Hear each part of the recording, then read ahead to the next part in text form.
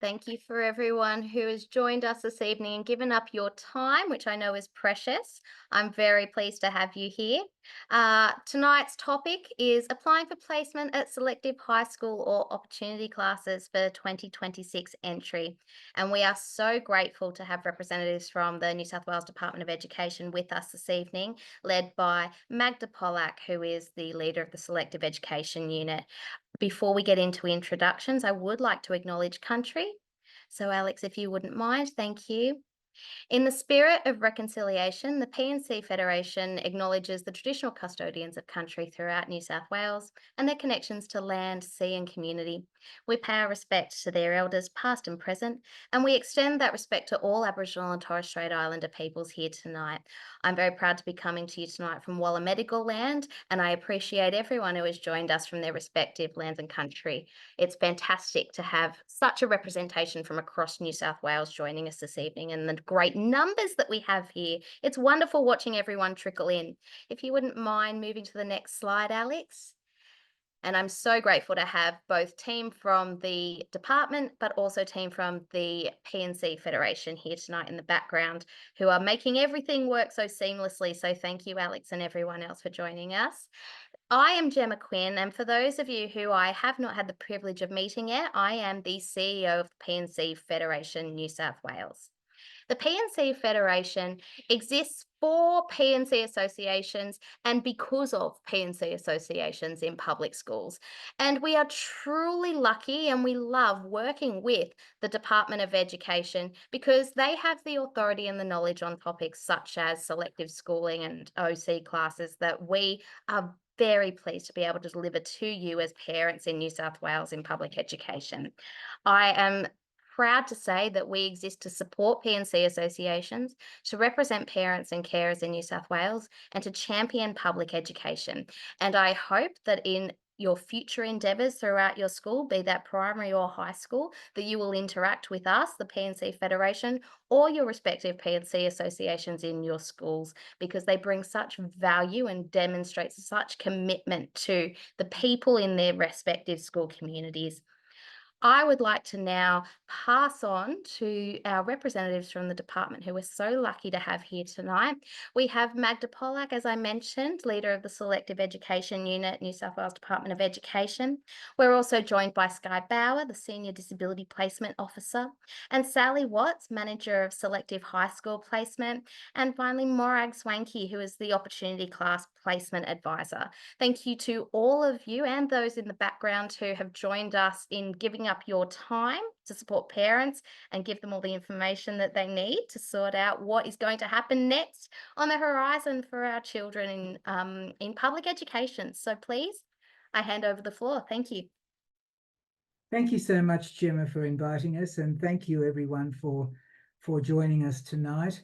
It's wonderful to have this opportunity to talk to you about selective education. First, I'd also like to acknowledge that we meet on the lands of various people, custodians of the land. I pay my respects to elders past and present and celebrate the diversity of Aboriginal peoples and their ongoing cultures and connections to the lands and waters of New South Wales. I also acknowledge and pay my respects to any Aboriginal and Torres Strait Islander people joining us today. And this is our agenda.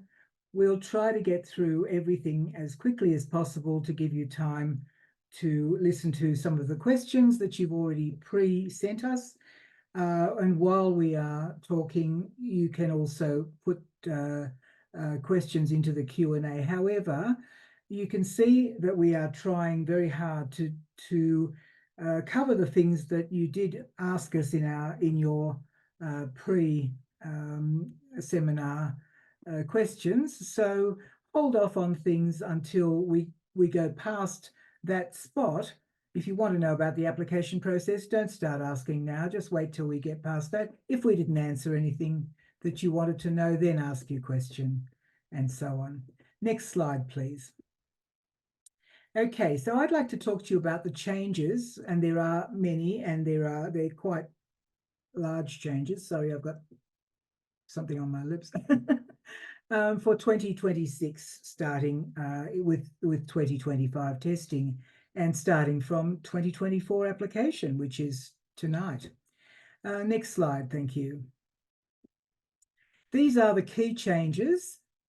From 2025, both the selective high school and opportunity class placement tests will be computer-based tests, as we've announced on our website already. They will be taking place on 3 days, Friday, Saturday, and Sunday across the beginning of May. They'll be held, we say mostly in external test centres. They'll be held in external test centres for everyone, but those students who, for reasons of reasonable adjustment and disability, have to be tested in their own schools. So they will be a small minority. Everyone else will be in external test centres. For those people who have registered to do a test on one of those 3 days, but something terrible happens to stop them from going to the test centre, for being sick, with, of course, documentary evidence, they'll be able to put in an illness misadventure request, and if approved, they'll be able to be assigned a make-up test 2 weeks later. This is one of the questions that we were asked, where a student is interstate or overseas and cannot return to New South Wales for the test. Applicants will be able to have to apply to have the child sit the placement test at an authorised test centre overseas or in another state. However, that's going to cost a little bit because it has to be, we have to pay for supervision overseas. Next slide, please. So the applications are open for longer than they were before. They're open from the 7th of November, in fact, after midnight tonight, I believe, to the 21st of February 2025. And that is OC and selective together. That has not happened before. They used to be staggered, and they used to go for a lot shorter time. But so that's very new. And now you're going to have to upload a photograph of your child on your application, and that's new too. And because we have such a long application period, there will be no late applications available. So parents and carers apply for opportunity class entry from year 3, and that's brand new. They only had to apply when the child was in year 4. Now they can start their application now in November when the child's in year 3, or right at the beginning of the year when the child starts in year 4, because it's open till the 21st of February. For year 5, it hasn't changed. For year 7 entry, it hasn't changed. They will start applying when the student is in year 5 and will continue when the student is in year 6 until the end of 21 February 2025. That part of it is new. There are now 4 choices available for opportunity class applicants and only 3 for selective high school applicants. The test weightings for selective high school placement have changed, not for an opportunity class. They always were equally weighted across the 3 components. Now in selective, all 4 components are equally weighted. Okay, so this is the timeline. These are the dates that you really need to be aware of. They are published in the application guide, which is very prominent. When you first reach our webpage for selective high school entry, you'll see it. You'll see the application guide, and this timeline, an even more detailed timeline is in there, and the same with the OC guide. So applications open 7th of November, close on the 21st of February. In order for your child to be able to sit the test, your child will have to have a test admission ticket, which will be sent to you about 2 weeks before the test, and that will have to be printed out and brought to the test centre. That comes on the 18th of April 2025. The tests themselves, both programs, run from Friday the 2nd of May to Sunday the 4th of May. Now, if something goes wrong, we will tell you about this later in the presentation. If something goes wrong and you need to tell the selection committee that something has gone wrong, either the child sat the test and there was a lot of noise in the test center, or something happened to stop your child doing his or her best, or you missed the test altogether because of illness or some other major problem, you can put in an illness misadventure request, but the last day to do that is the 8th of May. So you've got to be very much on your toes and know that particular date. If your illness misadventure request is approved and your child has missed the test, you will get a makeup test invitation on the 19th, and the makeup test is on the 19th of May. Another very crucial date for parents. At the moment, you can make and change any of the choices that you want without having to do anything except go into your website and change them. But after the 18th of May, you will not be able to change your choice. They will be locked to whatever you have at that point. So you must be aware of that date. And then when the outcome comes out, you will have 7 days to submit an appeal online if you believe that something went wrong and you saw it at the outcome stage, and it's not something that you should have flagged at the illness misadventure stage. So this is where the two programs diverge. The outcome will be later, and therefore the appeal date for selective, it will be earlier for selective, and so the appeal date will be earlier, 7th of August. The outcome date for OC will be later, and the appeal date will be the 5th of September as the last day. And then if you are lucky enough to get an offer, your due date for that will be on your offer letter, and you must accept your offer by that due date, or the system automatically lapses you. So you'll get a reminder the day before, but then you'll be lapsed. But of course, all this is also on our website. Next slide, please. Okay, so I'd like to talk to you a bit about high potential and gifted education and selective education in New South Wales, and then I'll hand over to the next speaker. Next slide, please. So what do the terms high potential and gifted describe? You hear it, we used to say gifted and talented, and we now say high potential and gifted, but we need to tell you what we mean by that. There are degrees of potential and giftedness. So high potential and gifted students, as the slide says, typically develop talent and achieve mastery with greater ease and speed than their same age peers. But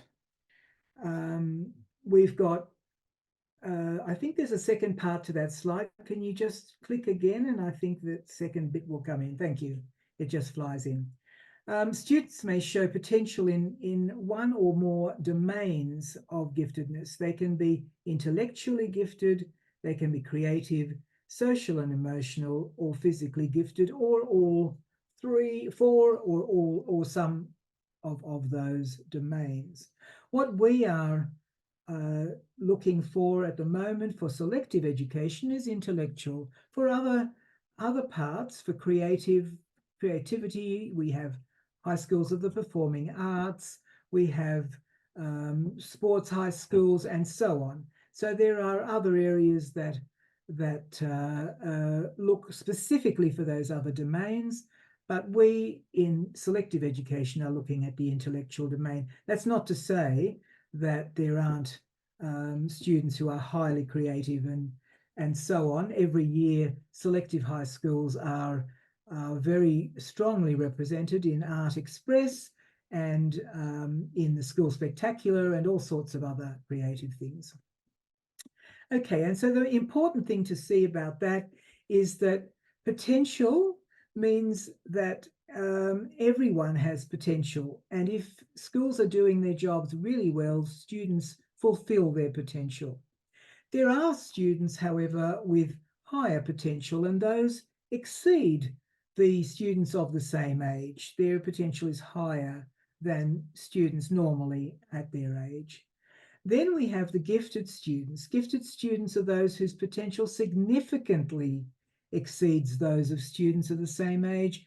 And of course, you can imagine highly gifted are those whose potential vastly exceeds that of their age peers.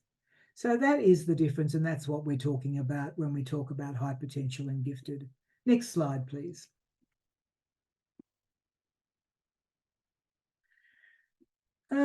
And so this is Gagne's differentiated model. This Gagne is an educator, an academic who came up with this model that New South Wales is following. We have these high potential natural abilities, and we have these domains that children have. And then the job of the schools is to develop the talent from these students' natural abilities.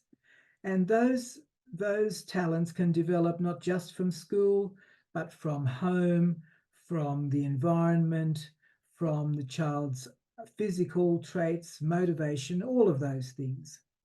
And if everything goes very well, we get high performance. So not all students with high potential achieve high performance for a variety of reasons, many of which are about social disadvantage. So that's another area that we hope to cover.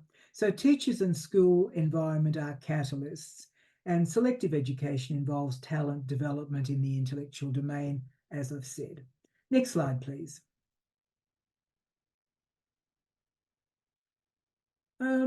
So we have these are some of the diverse things that lead to either advantage or disadvantage for students: family background, level of socio-educational advantage, language background, cultural background, geographic location, and disability. So these are areas, when they lead to disadvantage, that our equity model seeks to redress. Next slide, please. So what is selective education? So our department is committed to supporting all students to achieve their educational potential. We recognise that all students require support to optimise their growth and achievement, including high potential and gifted students. And only one of our offerings is opportunity classes and selective high schools. The others there are so many other different sorts of specialist schools, and within your normal high school and your normal primary school, there is a great commitment to nurturing talent from high potential. Specialist settings cater to their intellectual ability. They have the benefits are that they have classes with peers who have similar academic ability, and the environment supports their emotional well-being and social development. Whenever I've been at one of these orientation days and they have a Year 7 student talking, the Year 7 student almost inevitably says, "At last I have found people like me." And that's what we value so much, that they find a peer group where they may not have found one in their previous school. Next slide, thank you. So, opportunity classes cater to the potential and gifted, high potential and gifted students in years 5 and 6. There was a question about, does the student have to attend 5 days a week? And the answer is yes. Students usually have to leave their current school to attend years 5 and 6 at the OC school, unless they happen to come from year 4 in the OC school and are going into another class, an opportunity class in their own school. But mostly they're in other schools and they have to come and enroll in this school which has opportunity classes. There is, however, for the rural and remote only rural and remote locations, there is a virtual opportunity class where students stay in their local primary schools as long as they're authorised host schools, and they complete their maths and science and technology lessons online through Aurora College. So they do everything else with their other classmates in their school, but they go to another location in the school and log in for virtual classes at Aurora College, and they also attend camps to meet their peers in the flesh once or twice a year. Next slide, please. Types of selective high schools, we have many of those as well. We have fully selective high schools where all students attending the school have high potential or are gifted.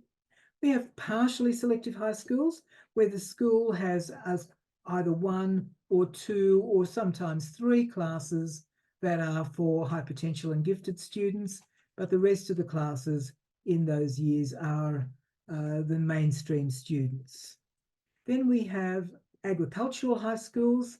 We have one school that comes through our process which has boarding facilities. The other 2 schools which used to come through our process with boarding facilities are Farah and Yanko, and they no longer require parents to apply through us.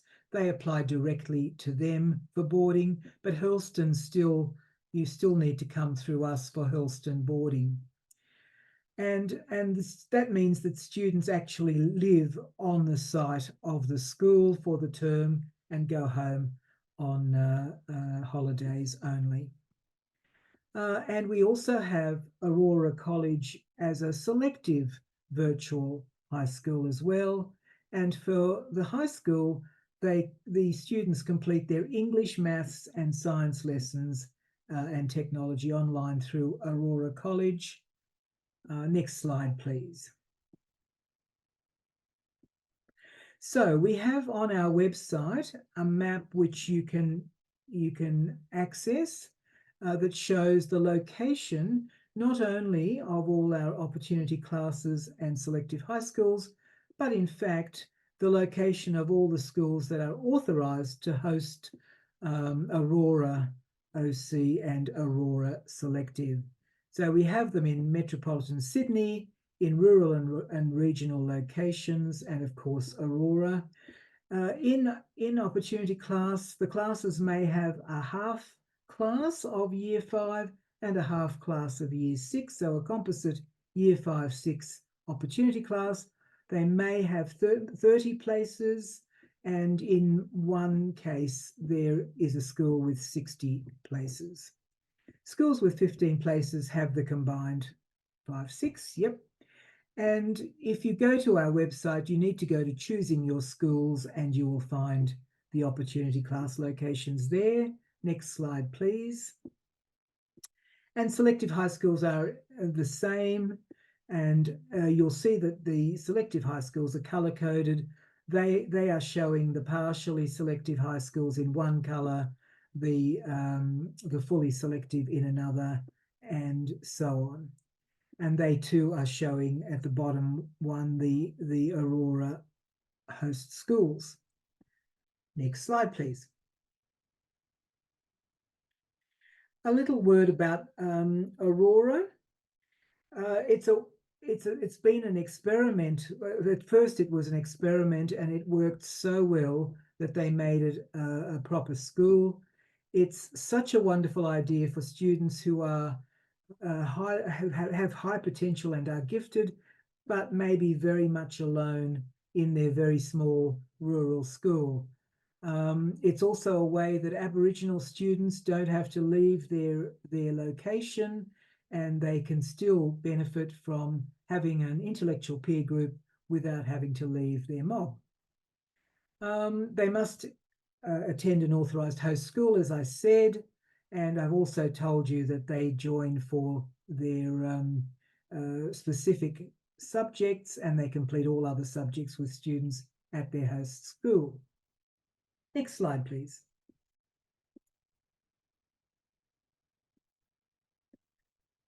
And click on the next one, please. There's a little fly-in that comes in. So, which students might find selective education a good fit? Well, you may be looking at your child and wondering, is my child one that would really benefit? There's never a checklist where you can tick everything off. Children are quirky. Children have some of these aspects and not others, or all of them. But these are some of the things you can look for. You can look for high academic performance, especially in the areas they enjoy. So really gifted students very often delve very deeply into something that interests them very much. They may enjoy learning. They often have an intense curiosity. They can display a good memory. They ask complex questions. They often enjoy learning new and often complex ideas or skills. They're not put off. There are some students who will not ever participate in quizzes or mind bending exercises because of fear of failure. These students very often welcome that kind of thing. They get things very much more quickly. They don't require as many repetitions. They can be very creative and as we've said, intensely focused in their areas of interest.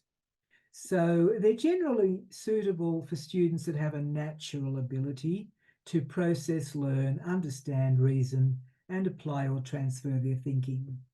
So you'll have to decide whether your child displays some of these or all of these, and whether that's a good fit. Next slide, please. Okay, so in selective settings, there are creative domains, socially, emotional domains, physical domains, as side issues to the main issue, which is the intellectual domain. So they gain placement in a selective high school based on their performance in the placement test. And the placement test, we will go on to explain, does not just ask them questions about things they've learnt in school. They won't ask them anything that they can't possibly have been exposed to in school, but it's not about subjects, it's not about memorization, it's not about learning equations, it's about their ability, about their natural ability. And so the selective high schools find these students with ability, and their job is to develop the talent in all those domains to cater for the whole child. Next slide, please. In fact, last slide before I hand over. So when we're asked to tell you why you would choose a selective school, a high school or an opportunity class, the most important thing is that students learn alongside and form friendships with other high potential and gifted classmates. If we did nothing else, doing that enhances the child's school experience. However, these schools also learn how the teachers learn how to teach students of this type, and they learn to give them the material at a quicker pace and in more detail and more open-endedly and so on. And our research has shown that students benefit both academically and socially when learning with classmates who have similar abilities. They get challenged and they get supported by each other. And it does offer equity of access by enrolling students based on their ability, not their level of educational advantage or disadvantage. And so I'll hand over to Morag, who will talk to you about the application process.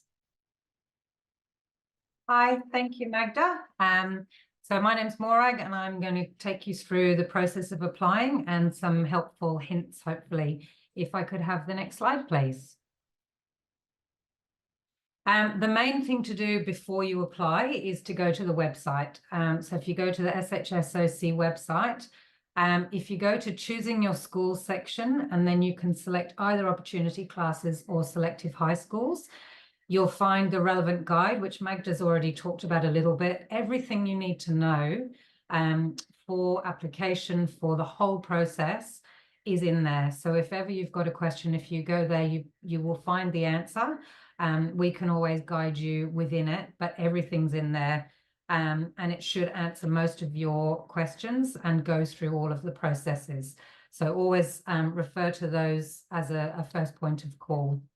Next slide, please. Considerations when deciding your school. The school that you choose is really important. Firstly, thinking about these points, which is location, really important. The distance that your child would have to travel to school. If you think of a local school, it's close by, you know, you don't have to travel. If your child's got to travel a long way to and from school, it's not necessarily it's going to impact on their performance. It could also be difficult then to participate in things after school and could affect friendships. So just be sure that you think about the location and where you're willing to travel to. Co-curricular school activities, particularly for high school, when it comes to subject choices and what your child would be interested in other than academic pursuits, is making sure that the school covers those areas. So things like sport, music, arts, environment, that it covers what your child would be interested in.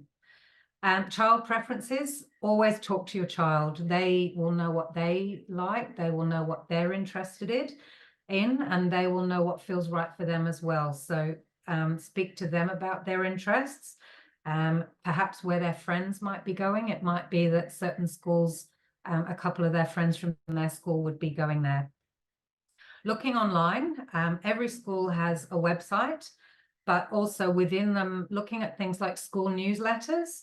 It'll give you a feel for the school and an idea of what's on offer, what the teachers are like, the people that go there, pictures from the school, just to get a general picture of the school.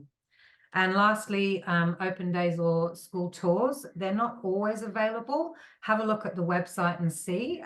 You can contact the school and find out. But that's always an option. And before you go to the school, they will also offer open days so you can have a look around. Thank you. Next slide.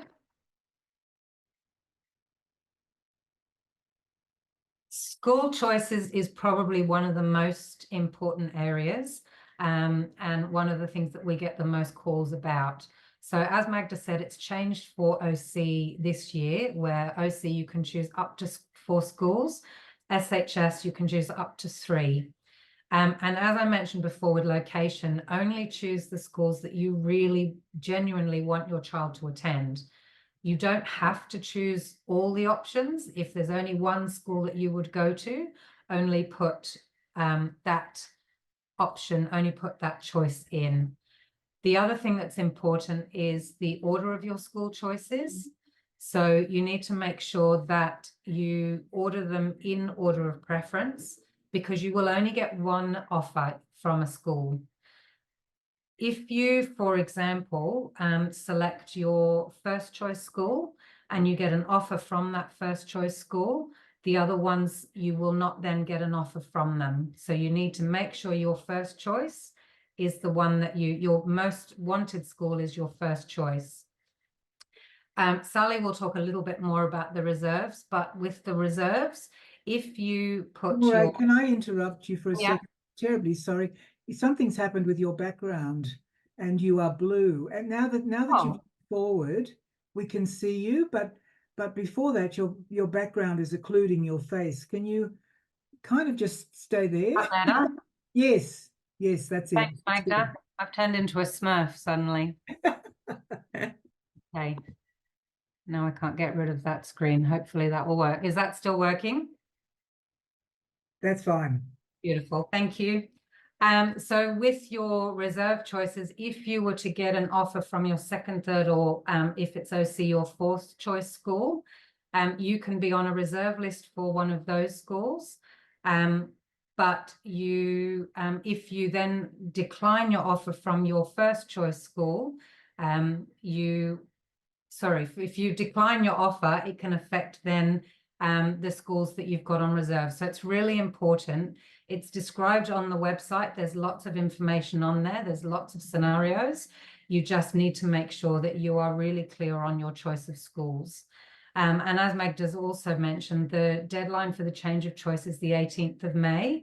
And after that date, you will not be able to make any changes to choice unless there's a very good reason, that extenuating circumstances. But you need to make sure you choose your schools before that date. Next slide, please.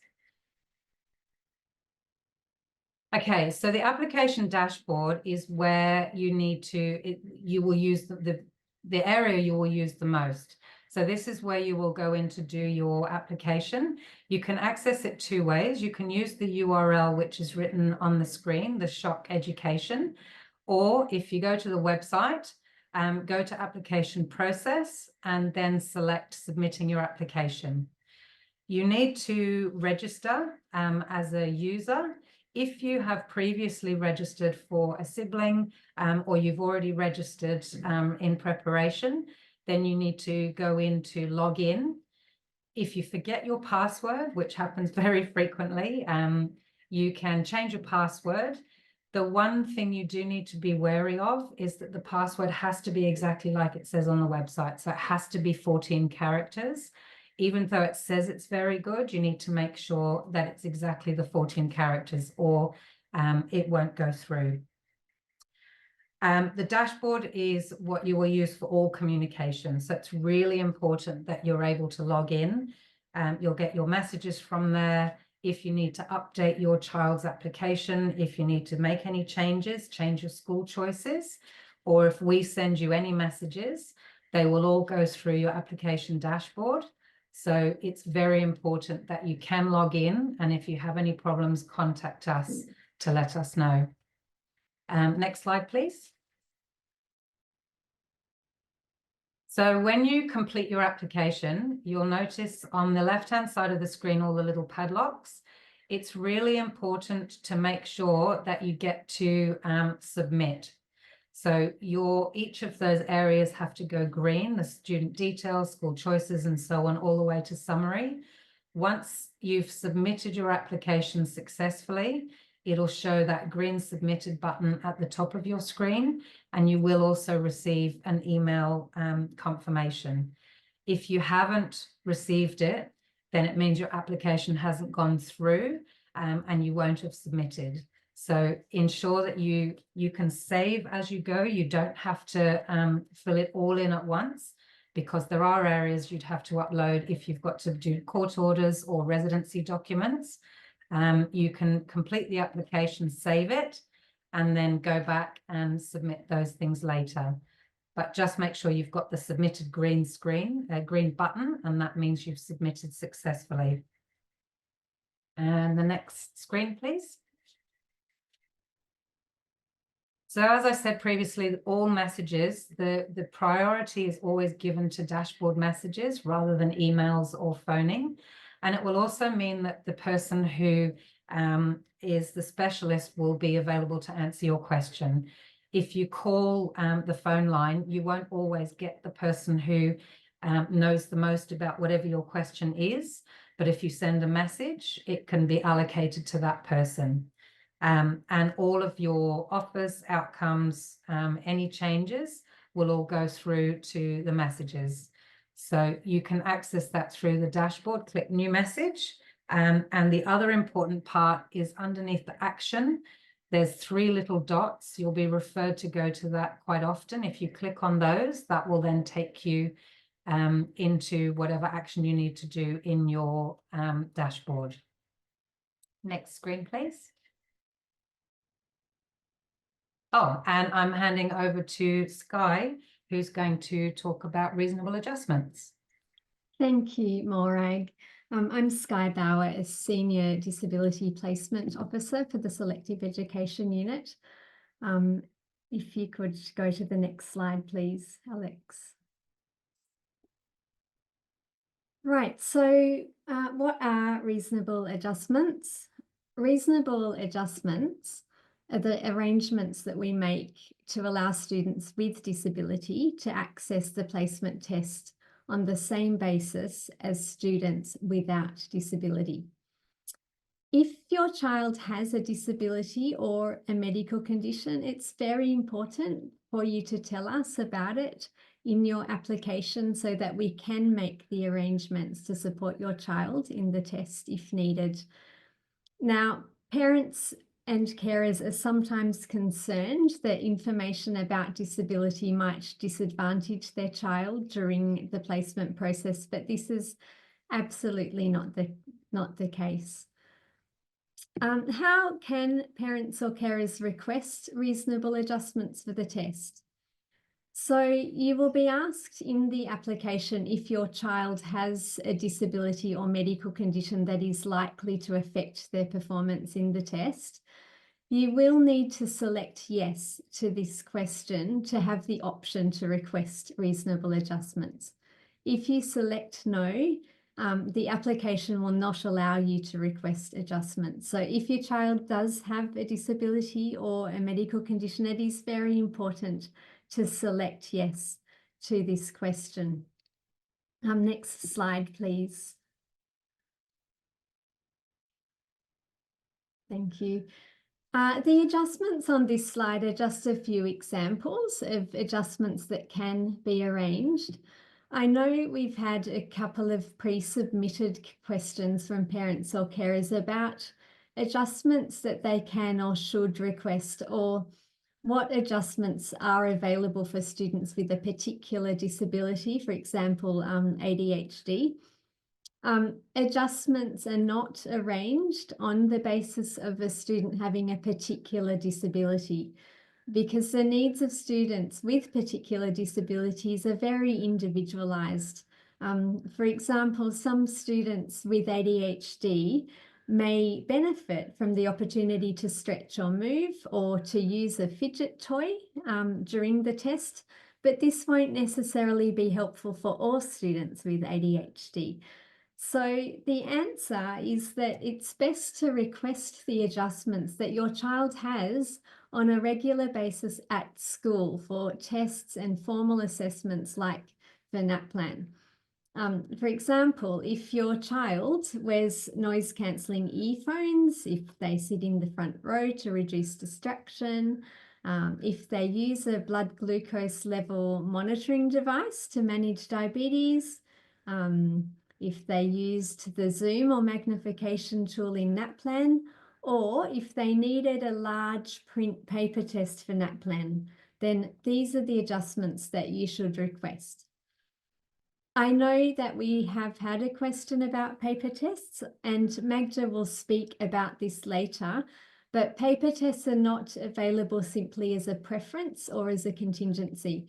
Alternative format tests such as a large print paper test or a Braille test are available only as an adjustment for disability if a student is unable to access the computer-based test with the Zoom tool or assistive technology. Now, if your child uses an FM system for hearing, please remember to mention this in your application so that we can arrange for you to set it up with an invigilator on test day. Regarding colour themes and the Zoom tool, I'd like to highlight again that the placement tests this year are computer-based tests. We strongly recommend that you help your child to access the practice tests online to determine the most suitable Zoom level or colour themes in the test if needed. The online practice tests are available on our website, and Morag will speak about how to access these shortly. But the online practice tests and the Student Hub are very valuable resources for all students, but particularly for students who experience anxiety, to help them prepare to help prepare them for what to expect on test day. Now, regarding supporting evidence, reasonable adjustments are most likely to be arranged when they are provided for formal assessments at school. When you request reasonable adjustments, you are asked to tick to confirm if they are provided at school. Now, there's no need for parents or carers to ask schools to provide evidence of that. When you indicate that your child has disability in the application form, our process is to contact schools to find out exactly what is needed to support the student. But you also have an option to upload documentary evidence, such as a report from a medical specialist or a health professional. If you have documentary evidence, we recommend that you do provide it, and this needs to be uploaded to your application by the 21st of February when applications close, but as soon as possible, we would appreciate that. If you're in the process of investigating disability and you're still waiting, for example, on a report from a paediatrician, please tell us this on your application. I'll just point out the text on the side of the screen in the blue box there. Early requests for reasonable adjustments are greatly appreciated to allow time for us to consult with schools before the end of term 4 and to arrange the adjustments in time for the test. So although applications are open until the 21st of February, and you can request adjustments up until that date, if you already know that you're planning to apply and that your child may need adjustments, we would be so grateful if you could get your application in as soon as possible. Reasonable adjustments requested after applications close on the 21st of February will be considered only in exceptional circumstances, such as for last-minute injuries. Now, finally, if reasonable adjustments are arranged for your child, they will be listed on your child's test admissions ticket, which will be sent through your application dashboard approximately 2 weeks before the test. So this brings us to information about the test itself, and I'll hand back to Morag. Thank you. Thank you, Sky. If I could have the next slide, please. So this is, as Sky mentioned, the Student Resource Hub. So the QR code, hopefully you should be able to scan it to access it. But if not, if you go via the website to what are selective high schools and opportunity classes and click on Student Resource Hub, then you'll be able to access it. It's got lots of resources. The hub is written to be aimed towards students rather than parents. And the idea is to prepare students for selective high schools and also for the test. The best way for students to be prepared and to be more confident is to be familiar and to know what's coming and to practice. So as we've mentioned a few times, the practice tests are on there and the students can access it and do it as many times as they like. There's also videos and tips and checklists. And if I could have the next slide, it's the same for opportunity classes, but we've got the QR code for opportunity classes. So if you click to the next one, again, exactly the same information, but the QR code there for opportunity classes and the same place on the website if you access that. So a really good way to get your students involved and get them to find out a little bit more information as well. If I could have the next slide. The big thing we get a lot of people asking about is coaching. There is no evidence. The department doesn't endorse coaching colleges at all. The coaching colleges will take credit for students getting into selective education. Performance, as Magda explained, is based on potential or on raw ability. So coaching may be able to lift achievement in curriculum knowledge, but it has minimal effect on natural ability and critical thinking. The students that do well in selective placement tests are students who are naturally have that ability to think critically, and it's not something that can be coached. So as I've mentioned before, the best way is to prepare and to be familiar and have a look at the practice tests, either through the placement test section of the website or in the student resource hubs. There's 2 ways you can get in. If I could have the next slide, please. So the actual test itself, I'll go through each of the different types. The selective high school, as Magda said, the weighting is now equal, and there are the 4 sections. The reading, mathematical reasoning, and thinking skills are all multiple choice. And then obviously the writing is an open response. They are all on the computer, and all of the questions and everything is on the computer, but there is paper provided. I'll give a little bit more information on that for any working out.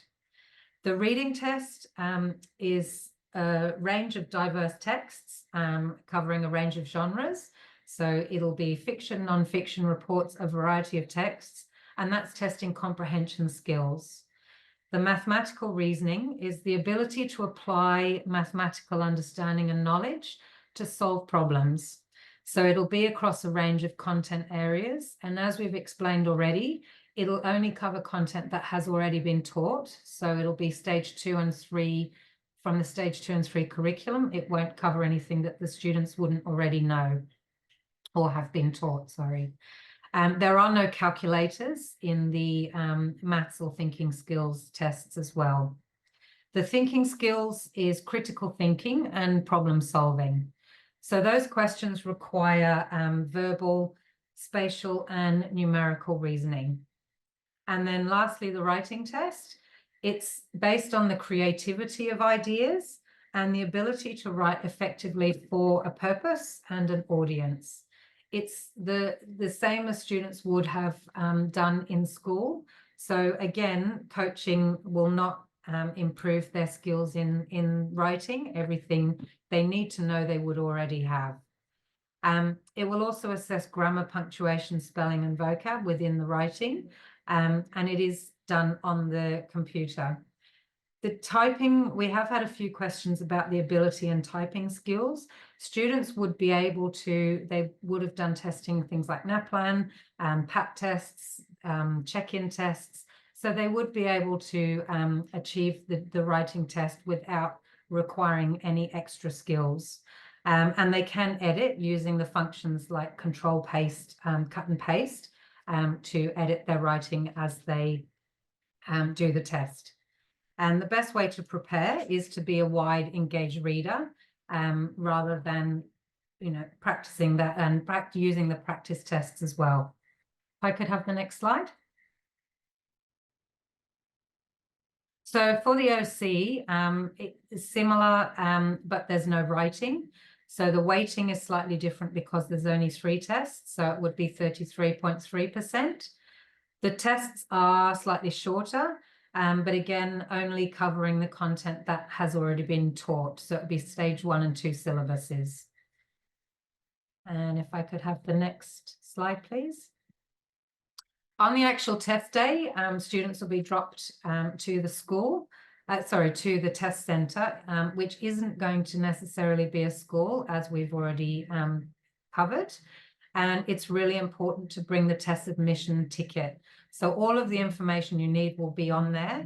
It's really important to be on time because if you arrive late, then the student isn't going to get any extra time, and it will also add to stress if you're not there on time and ready to go. Everything is on the computer, but there will be paper provided for working out. It'll be A4 sheets of paper, and those will be provided to for students to write on. Parents and carers need to collect students after the test. If anything does happen on the day at the test centre, the parents and carers will be messaged to advise, sent a text message, and to arrange for collection if necessary. If I could have the next slide. So for the SHS, what to bring and what to expect on the day, the test will be in the afternoon. There are short breaks between the tests, but just enough time to stretch and go to the toilet if you need to. There is a longer break between the two tests around the middle, between the 4 tests for students to leave the room. And also they can eat their snack at that point as well. So the things to bring in a clear plastic bag, which is important, are the pencils, eraser and sharpener, and those would be used for working out. Also, again, the printed test admission ticket, because you will need that to gain entry. A clear water bottle so that it can be seen through, doesn't have any markings on, and a substantial snack. If I could have the next slide, please. For opportunity classes, the tests will be in the morning. There is no long break and there is no need to bring a snack. So there are short breaks between the tests, but students stay in the room and they stay at their desks between each of those tests. But they bring exactly the same thing as well, things for working out and the test admission ticket and a clear bottle of water. The other thing to mention is you can only bring in those approved items, or as Guy said, if anything has been approved as a reasonable adjustment, such as anaphylaxis kit, then those can be brought in. But otherwise, you will only be allowed to bring in the things that we've advised. If a student wears glasses, they can bring glasses. And there's definitely no smartwatches, calculators, or phones or any electrical equipment. And if I can have the last slide, please. So we've covered a little bit. If applicants have something happen to them either on the day of the test or something negatively affected their performance, or if they were unable to attend the test, it would have to be a valid reason. On the website, there is a whole list of what are considered to be valid reasons under the illness misadventure section in the placement test. You can then submit an illness misadventure request. They have to be submitted through the application dashboard and within the cutoff date. So it has to be for the 8th of May and with supporting documentation. If the request is approved, the student could be eligible to sit the makeup test, which is on a different day, or they may have their score adjusted. Whichever one of those things happened, you will be contacted by the unit and you will get confirmation to say that those things have happened. But it's really important that you stick to the deadlines and that you also are able to provide any evidence. And over to the next slide, we're moving on to the next, to Sally. Yes, hi. About outcomes at the end of July for Year 7 or the end of August for Year 5 entry. Applicants will get an email asking them to log in to their application dashboard to view the outcome and respond if necessary. Now, the outcome could have a combination of these, but only one offer at any one time. If it's an offer, you're given a date by which to respond, either accepting or declining the offer. If you're unsuccessful for all choices, the separate scores won't be listed. There'll just be a statement saying unsuccessful for all choices. But this is where the order of choices matters. As an offer will only be made to the highest choice for which the child qualifies, and there's no option to take a lower choice instead. Where reserve lists are concerned, applicants are contacted by email and message when an offer becomes available from the reserve list, and the progress of bands A to F is updated on our website when a band changes. Now, the reserve list bands are based on when students at the equivalent level received offers in the previous year. Band A means an offer is likely within the first month, Band B within 2 months, and so on. And Band F means no offer was received by the end of the school year. But offers are still made during the first term for selective high schools and longer for opportunity classes. The band pattern can change from year to year, so there's no guarantee because it's impossible to predict when a parent will decline an offer and a vacancy will occur. We do our best to give people some indication. There can be varying numbers of students in each band as well. And within that band, of course, they're put in order of academic merit so that they get an offer when their turn comes. You can actually withdraw from a reserve list if you're sure you won't want that school. When an offer is accepted in the system, an email is sent that asks you to complete an online enrolment form. And you need to complete it even if you're hoping to get a further offer.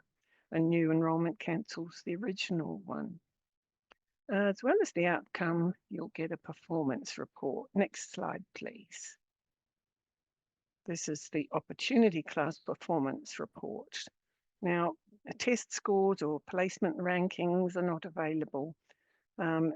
It's important to understand that this performance report doesn't show the percentage of correct answers, rather how many other students performed within the same range. Doesn't provide test scores or exactly where they sit in each band. The selective high school performance report is different. Next slide, please. There, we've got writing as well, of course. And of course, there can be a wide range of scores within each performance band. So assuming that two students are ranked the same because of being in the same performance bands is not valid. Now, a brief mention of the equity placement model, which you can read about on our website. Next slide, please. Yeah, so the review of selective education access found that some groups of students are underrepresented in selective education and that some groups may be deterred from applying by unintended barriers in the selection process. So the equity placement model helps to make access fairer for underrepresented groups. So the first 80% of students are placed according to their academic merit and the schools they chose. Of course, this will include students in equity groups as well. And the equity groups are listed in the next slide. Next slide, please. If there are sufficient students from equity groups that are listed here, who achieved very close to the level required, they may be given an offer reserve place according to those percentages shown. Places not filled this way are filled by students in the main group.